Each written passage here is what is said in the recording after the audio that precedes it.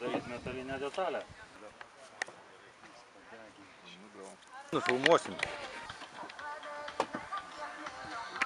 Visus pragnosti, tai ir šalia.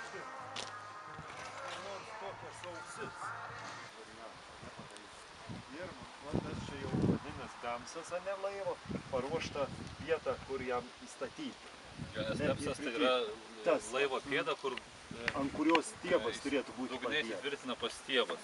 Tai va tie dalykai, nu kas pagrindinis dalykas, stiebas, ane, ir tos detalės, tai ir vairas, ir šliūžė.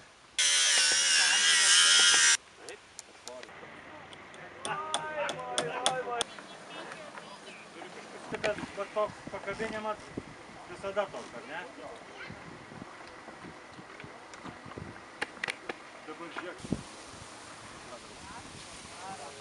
Izoliacija dalykas.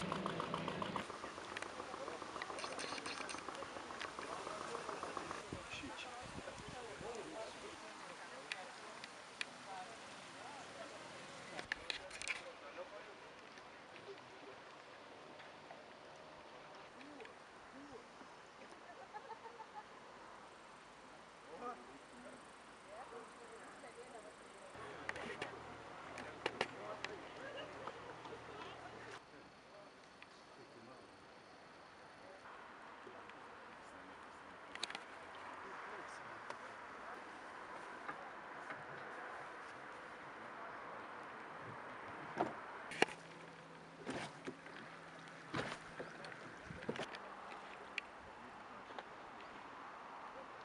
Tai iš kitos pusės.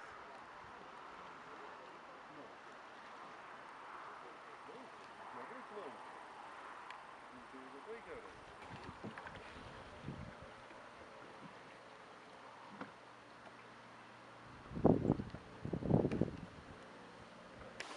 Bet pavyko.